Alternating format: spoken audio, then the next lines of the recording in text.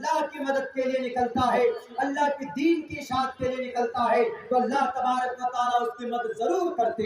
या अय्युहल्लज़ीना आमनू इन तंसुरुल्लाह यंसुरुकुम व युसब्बित अक़दामकुम। ऐ ईमान वालों, अगर तुम अल्लाह के दीन की मदद करोगे तो अल्लाह तबारक व तआला तुम्हारे कदमों को जमा देगा, अल्लाह की तरफ से तुम्हारी मदद करेगा।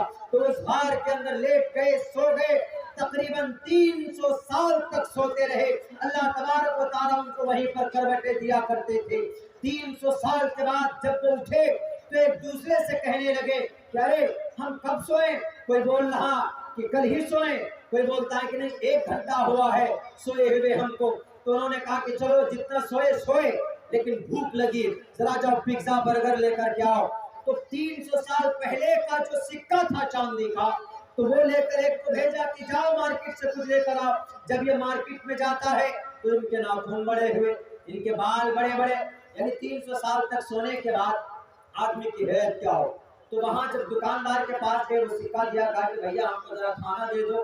वो कह रहा कि अरे ये तुम लोग आए कहाँ से, तुम हो कौन, ये सिक्का तो बहुत पुराना है, ये तो 300-400 साल पुराना दकियानूस के जमाने का है। उन्होंने कहा तो क्या हुआ, हमको खाना दो। कहा कि ये सिक्का बंद हो गया, 1000 के नोट बंद हो गए।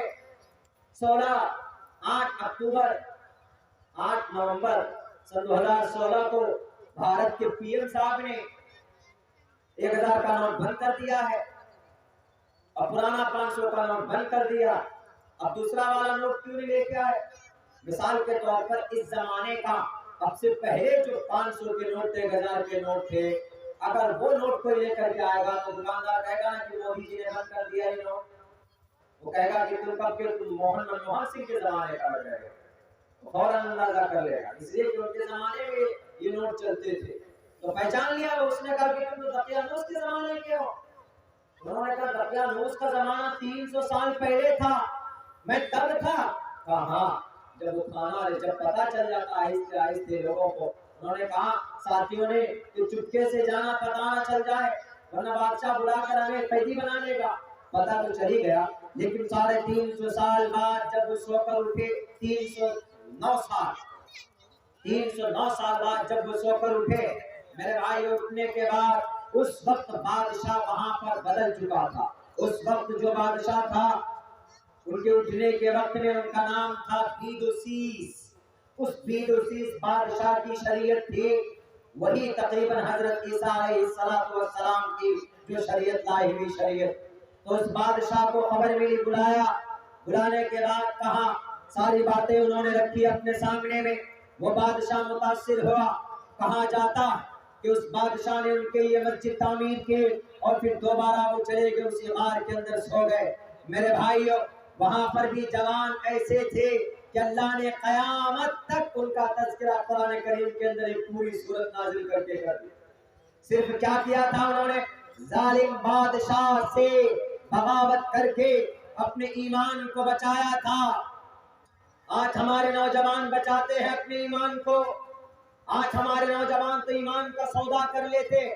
नौजवान हमारे बूढ़े हजरात भी नौजवान अपने ईमान का सौदा कर लेते।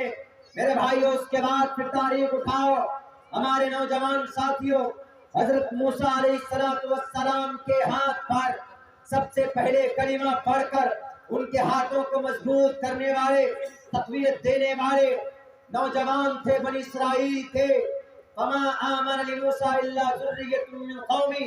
उनके कौम के नौजवान लोग हजरत मूसा के हाथों को मजबूत करते हैं। कहे मूसा, आप घबराइए नहीं, हम आपके साथ हैं, आपको आगे लेकर जाना चाहते हैं, आप आगे बढ़ो, कदम बढ़ाओ, हम आपके साथ हैं। आज हमारे नौजवान हैं हमारे साथ। अब्दुल्ला सालिम को कल जेल हो जाए तो फिर फेसबुक के ऊपर सिर्फ ट्वीट करेंगे, सिर्फ ट्विटर पे ट्वीट करेंगे, फेसबुक पे मैसेजेस करेंगे, और एहतजाज होता है तो कहाँ होता है, फेसबुक पे, व्हाट्सएप पे। मैदान में निकलकर हम एहतजाज करने का सिस्टम नहीं जानते। हम कटिहार जाकर वहाँ के जो अपने डिस्ट्रिक्ट के पदाधिकारी लोग होते हैं, डीएम एसपी के दफ्तर के सामने हम किस हिसाब से अपनी बात रख सकते हैं। हमारे नौजवानों को तो एप्लीकेशन लिखना नहीं आता, कि अगर हमको FIR करना होगा तो हम एप्लीकेशन कैसे लिखें, हमको अगर कहीं पर ब्लॉक में कोई एप्लीकेशन दाखिल करना होगा, CO को अगर हमको कुछ देना होगा तो हमारे नौजवान नहीं जानते। अगर आपके जमीन का झगड़ा है तो किसके पास जाना है, हमारे नौजवान नहीं जानते। जमीन का कोई मैटर होता है तो CO के पास जाते हैं ब्लॉक के अंदर। अगर आपके ब्लॉक में, अगर आपके गांव समाज के अंदर में अगर इंदिरा आवास का कोई करप्ट और घोटाला हो रहा है तो डायरेक्ट आप वीडियो के पास जाइए। ब्लॉक का सबसे बड़ा ऑफिसर वीडियो होता, हमारे नौजवान नहीं जानते, जिसकी बुनियाद पर उनके हक हुकूक नहीं मिलते। मेरे भाइयों, मेरे साथियों, अगर आपके ऊपर कोई 302 का केस डालता है, आप नहीं जानते हैं कि हमको 302 का केस क्यों डाला गया। 302 धारा लगता है मर्डर पर। अगर आपकी बेटी की कोई इज्जत लूटता है तो आप उस मुजरिम पर कौन सा धारा डालिएगा। आप पुलिस वालों को कहिए कि हमारी बेटी की इज्जत आबरू को लूटा, समाज की बेटी की इज्जत आबरू को लूटा। 376 का धारा लगाओ जो रेपिस्ट के लिए लगाया जाता। अगर आपके ऊपर कोई हमला किया, अगर आपको किसी ने मारने की कोशिश की है तो आप 307 का धारा लगवा सकते। ये चीजें कब होगी, जब आप जानेंगे नौजवान। व्हाट्सएप पे तो बहुत आसान है, व्हाट्सएप पे आई लव यू लिखकर भेज देते, लेकिन और दूसरे मैसेजेस नहीं जानते। अगर आपकी बातें नहीं मानते हैं सरकार या पदाधिकारी लोग, प्रशासन के लोग, तो आपको असेंबल पीसेबल उठा प्रोटेस्ट करो। त्रिपुरा के ABVP के जेलों, मेरे हिंदू भाइयों, आप इस गांव में बसते हैं, पूछे उन्हें ABVP वालों से। तकरीबन 50 जगहों पर प्रोटेस्ट किया गया।